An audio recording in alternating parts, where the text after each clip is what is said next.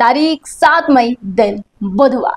बात करेंगे आज की तमाम बड़ी खबरों की, लेकिन उससे पहले एक नजर आज की खास बात पर। तो दोस्तों, दुनिया भर में हर साल 7 मई को विश्व एथलेटिक्स दिवस मनाया जाता है। इस दिवस को मनाए जाने का उद्देश्य लोगों को एथलेटिक्स और खेल के महत्व के बारे में जागरूक करना और स्कूलों और अन्य संगठनों में युवाओं के बीच एथलेटिक्स को एक मौलिक खेल के रूप में बढ़ावा देना है।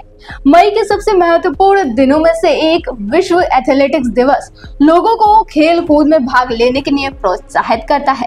साल 1996 में इंटरनेशनल एमेच्योर एथलेटिक फेडरेशन द्वारा इस दिवस की शुरुआत की गई थी। इसके अलावा दोस्तों, आज पूरे देश में रविंद्रनाथ टैगोर जयंती भी मनाई जा रही है। आज के दिन ही 1861 में राष्ट्रगान के रचयिता और नोबेल पुरस्कार विजेता रविंद्रनाथ टैगोर का जन्म पश्चिम बंगाल की राजधानी कलकत्ता में एक संपन्न परिवार में हुआ। हर साल 7 मई को भारत और बांग्लादेश में रविंद्रनाथ टैगोर जयंती राष्ट्रीय अवकाश के रूप में मनाई जाती है और इस विशेष अवसर पर स्कूलों, कॉलेजों और सामाजिक संगठनों में विभिन्न कार्यक्रम आयोजित किए जाते हैं, जिनमें कविता पाठ, संगीत कार्यक्रम, नाटक आदि शामिल होते हैं। तो चलिए अब बढ़ते हैं आज की बड़ी खबरों की तरफ। आज की जो सबसे बड़ी खबर है वो देश में होने वाले सिविल डिफेंस मॉक ड्रिल को लेकर है। पाकिस्तान को उनकी कायराना हरकत का मुंहतोड़ जवाब देने के लिए भारत पूरी तरह से तैयारी में जुटा हुआ है, जिसके लिए आज पूरे देश में मॉक ड्रिल कराया जा रहा है, जो अपने आप में ही भारत का पाकिस्तान के संग बड़े युद्ध की तरफ इशारा कर रहा है। दोस्तों, इससे पहले नागरिकों की सुरक्षा के लिए ऐसा मॉक ड्रिल का आदेश गृह मंत्रालय ने साल 1971 में दिया था। 1971 के युद्ध ने पाकिस्तान की तस्वीर बदल दी थी। पाकिस्तान के 2 फाड़ हो गए और बांग्लादेश के रूप में एक आजाद मुल्क की स्थापना हुई। बता दें कि मॉक ड्रिल एक तरह का अभ्यास है जिसमें युद्ध की स्थिति से कैसे निपटा जाए उस चीज की तैयारी कराई जाती है। इसमें हवाई हमले की चेतावनी, ब्लैकआउट, निकासी, प्राथमिक चिकित्सा और बंकरों में शरण लेने जैसे अभ्यास शामिल होते हैं। गृह मंत्रालय ने जम्मू कश्मीर, पंजाब, राजस्थान और हरियाणा समेत सभी राज्यों और केंद्र शासित प्रदेशों में ये ड्रिल के लिए आदेश दिया। आदेश में साफ लिखा है कि 244 कैटेगराइज सिविल डिफेंस टाउन और डिस्ट्रिक्ट में इसे किया जाएगा, ताकि दुश्मन के किसी भी हमले की स्थिति में लोगों को बचाया जा सके। इसमें साफ लिखा है कि एयर स्ट्राइक की चेतावनी देने वाले सायरन चालू करें, चुने गए क्षेत्रों में क्रैश ब्लैकआउट उपाय अपनाएं, हवाई या जमीनी हमले की स्थिति में सभी छात्रों और नागरिकों को ट्रेंड करें। सबसे बड़ी बात, हमारे एनर्जी इंफ्रास्ट्रक्चर और आर्मी से जुड़े इंफ्रास्ट्रक्चर को प्रोटेक्ट करें। अगली बड़ी खबर उत्तर प्रदेश से है। उत्तर प्रदेश में योगी सरकार ने राज्य की नई तबादला नीति को अपनी अनुमति दे दी है। कैबिनेट बैठक में इस संदर्भ में पेश प्रस्ताव को मंजूर कर लिया गया, जिसके तहत अब कई कर्मचारियों और अधिकारियों का तबादला किया जाएगा। तय समय सीमा के अनुसार सभी तबादले 15 जून 2025 तक पूरे कर लिए जाएंगे। जानकारी के अनुसार समूह का और खा के अधिकारी जो किसी एक जिले में 23 साल पूरे कर चुके हैं, उन्हें वहां से हटाया जाएगा। वहीं जो कर्मचारी एक ही मंडल में 7 साल पूरे कर चुके हैं, उन्हें दूसरे मंडल भेजा जाएगा। इसके अलावा मंडलीय कार्यालयों में कार्यरत कर्मचारियों को 3 साल बाद अनिवार्य रूप से बदला जाएगा। बता दें, ग्रुप क और ख में अधिकतम 20%, इसके अलावा ग्रुप ग और प में अधिकतम 10% कर्मचारियों के तबादले ही किए जाएंगे। अब बड़ी खबर अयोध्या को लेकर। यूपी की योगी सरकार अयोध्या को बड़ी सौगात देने जा रही है। योगी सरकार ने ये घोषणा करी है कि हनुमानगढ़ी से श्री राम जन्मभूमि पथ तक एक नया कॉरिडोर बनाया जाएगा, जिसे बजरंग पथ नाम दिया गया। ये पथ करीब 290 मीटर लंबा होगा और श्रद्धालुओं की यात्रा को और सुगम व दिव्य बनाएगा। इस पथ के बनने से भक्ति पथ और जन्मभूमि पथ के बीच सीधा संपर्क स्थापित हो जाएगा, जिससे अयोध्या आने वाले राम भक्तों को दर्शन यात्रा में सहूलियत मिलेगी।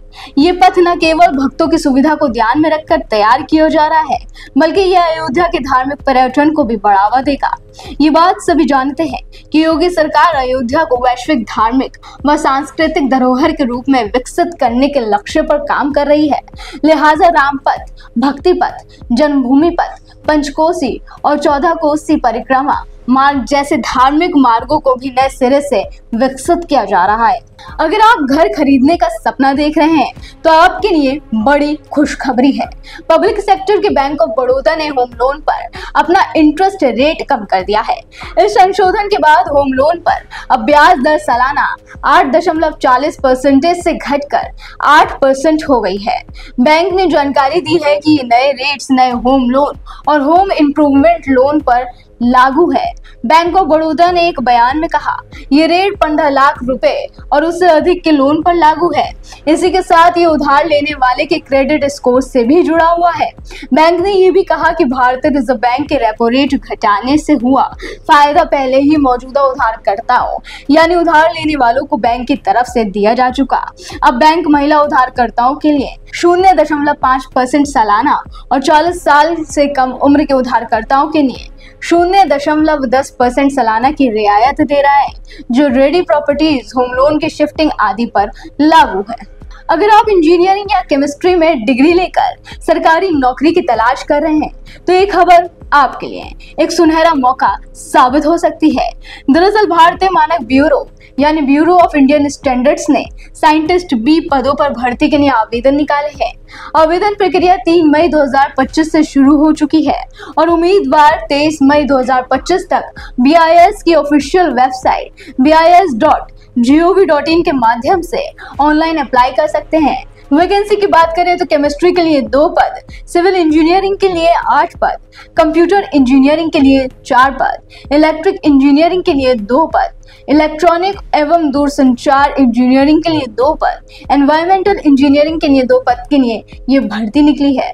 और योग्यता की बात करें तो इंजीनियरिंग से संबंधित पदों के लिए कैंडिडेट के पास 60% अंकों के साथ इंजीनियरिंग या टेक्नोलॉजी में बैचलर्स की डिग्री होनी चाहिए और 2023, 2024 या 2025 में गेट स्कोर वैध होना चाहिए।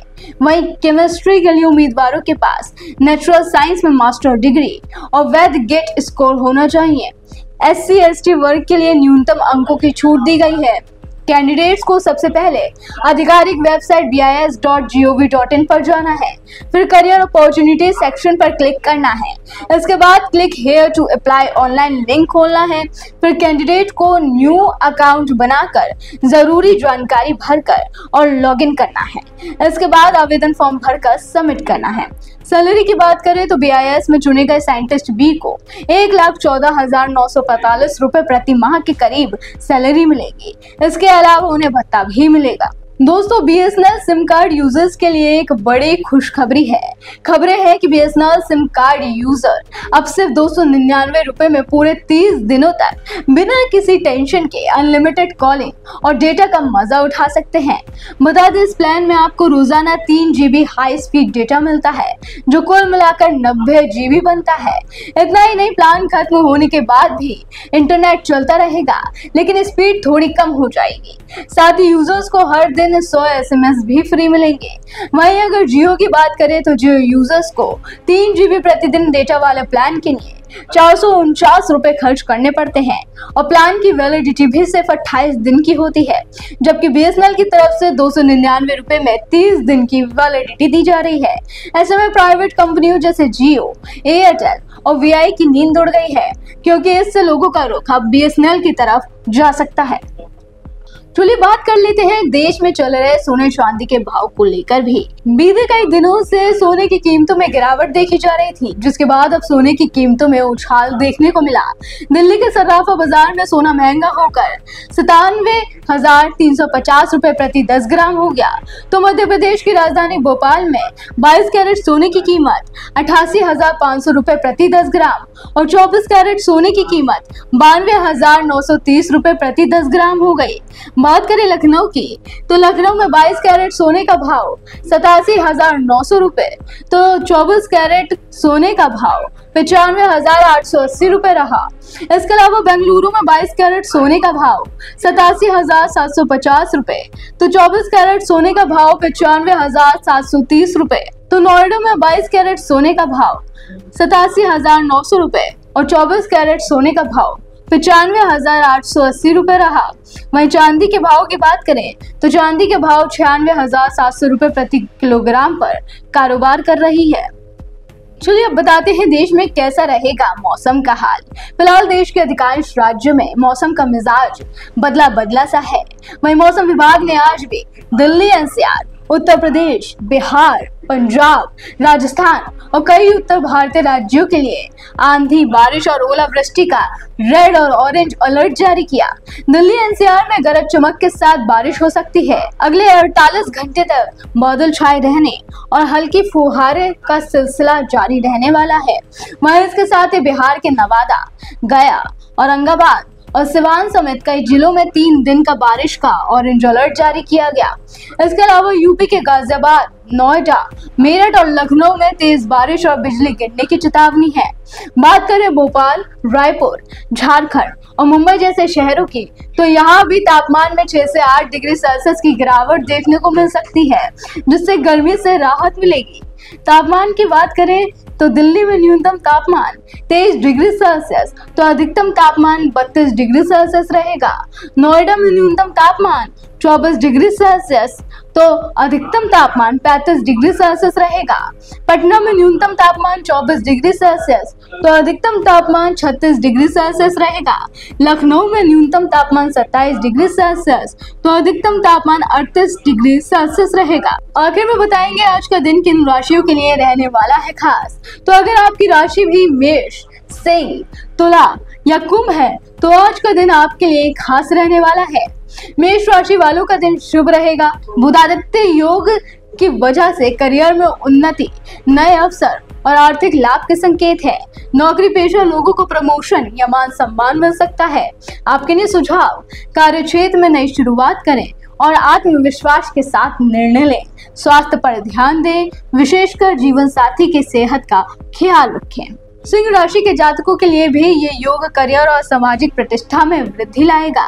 छात्रों को पढ़ाई में सफलता और प्रतियोगी परीक्षाओं में अच्छी परिणाम मिल सकते हैं। व्यापारियों को लाभकारी यात्राओं के अवसर प्राप्त होंगे। आपके लिए सुझाव, अपनी प्रतिभा को निखारने पर ध्यान दें और परिवार में संवाद के दौरान वाणी में नरमी रखें। स्वास्थ्य के प्रति सतर्क रहें, विशेषकर थकान से बचें। तुला राशि वालों के लिए दिन सामाजिक और रचनात्मक गतिविधियों के लिए अनुकूल रहेगा। व्यवसाय में लाभकारी स्थितियां बनेंगी और साझेदारी से जुड़े कार्यों में सफलता मिलेगी। प्रेम जीवन में भी सकारात्मक बदलाव संभव है। आपके लिए सुझाव, महत्वपूर्ण निर्णय लेते समय अपने आप पर भरोसा करें और गलत कार्यों से बचें। स्वास्थ्य में आंखों से संबंधित सावधानी बरतें। कुंभ राशि के जातकों को जमीन जायदाद से जुड़े मामलों में सफलता मिल सकती है। कार्यक्षेत्र में नए प्रस्ताव और नौकरी के अवसर प्राप्त होंगे। सामाजिक गतिविधियों में सक्रियता बढ़ेगी और विचारधारा में सकारात्मक बदलाव आएगा। आपके लिए सुझाव, जरूरी कार्यों को समय पर पूरा करें और पारिवारिक जीवन में संतुलन बनाए रखें। स्वास्थ्य में नींद की समस्याओं पर ध्यान दें।